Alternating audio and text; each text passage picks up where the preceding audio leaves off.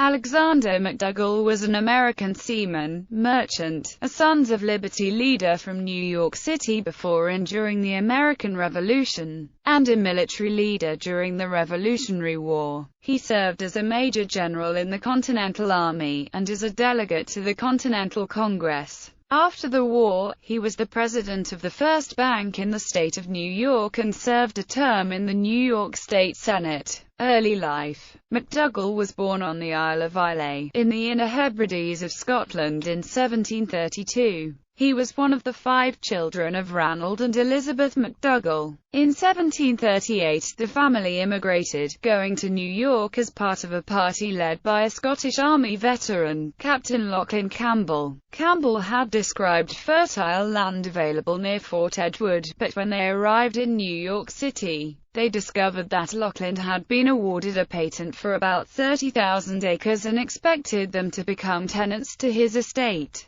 Ranald withdrew and found work on a dairy farm on the island of Manhattan. The family prospered and young Alexander began his commercial career as a delivery boy for milk in New York. In around 1745, when he was 14, Alexander signed on as a merchant seaman. He worked on a number of vessels, and then in 1751 he went trip to Great Britain. During this trip, a stop to the island of Islay was made. He stayed only a few months, but married a cousin, Nancy McDougall, and brought her back to New York. He continued a seagoing merchant career, becoming a part owner and operator of several small cargo sloops that worked coastal trade routes, privateer to merchant. After the onset of the French and Indian War in 1756, McDougall became commissioned by the Crown as a merchant privateer. During the war, McDougall commanded 2 ships, the Tiger, an 8-gun sloop, and the Barrington, a 12-gun sloop. An able captain as well as a knowledgeable merchant, he made a modest fortune and captured ships and the sale of their cargo.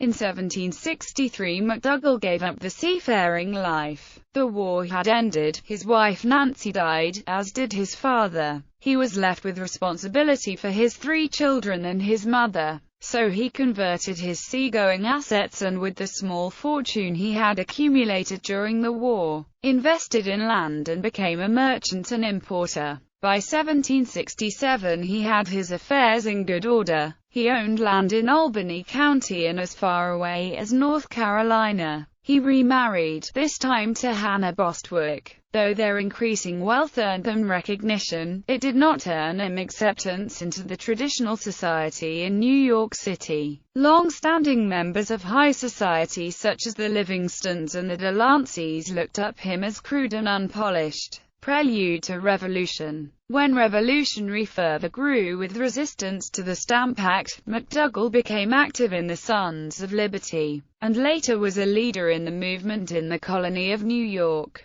Difficulties in the city and colony were increased by the Quartering Act, which required the colonists to provide housing and support to the British troops. The Province of New York Assembly had refused to pass appropriations for their housing in 1767 and 1768, and been prorogued. Then the new Assembly of 1769 approved money for their support. He was accused of libel and arrested on 7 February 1770, but refused to post bail, so he was jailed. He spent 2 periods in jail, for a total of about 5 months, but wasn't convicted. His imprisonment became another cause for protest. The Sons of Liberty called him the Wilkes of America, in an effort to paint him as a political martyr. This was symbolized by the group and was incorporated into the protests. McDougall became the street leader of the Sons of Liberty, and organized continued protests until the city became under de facto control of the Patriots in 1775. He organized the city's reaction to the tea tax in 1773 and led their action, similar to the Boston Tea Party. He became a member of the Committees of Correspondence and Safety, the New York City Committee of 60, and when New York established their revolutionary government in 1775, he was elected to the New York Provincial Congress.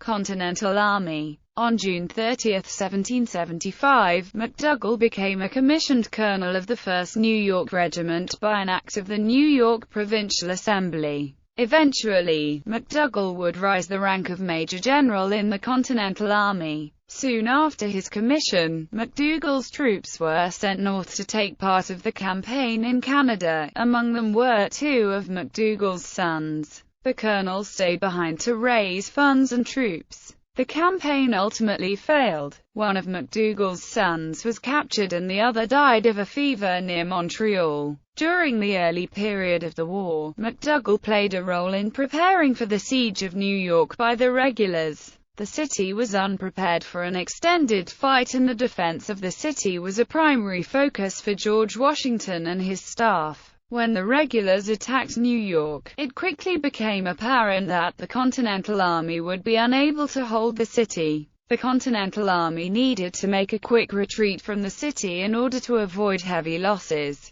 Colonel McDougall helped oversee the evacuation effort by boat. After the Continental Army left New York, they traveled north and made an initial stand against the British near the village of White Plains. Here, McDougall helped to hold off the British and allow for the main body of the army to avoid conflict. For much of the remainder of the war, McDougall was stationed in the highlands of the Hudson. Throughout the war, McDougall was an outspoken advocate for the Continental Army and for better conditions for its soldiers. Public service. In 1780, he was elected as delegate to the Continental Congress. He spent only 37 days in Congress. However, he was soon nominated to serve as the Secretary of Marine. He served in that role from February 7, 1781 to August 29, 1781. In 1784, he was elected to the state senate. He died the 9th of June 1786. Legacy. McDougall Street in the New York City's Greenwich Village is named for him.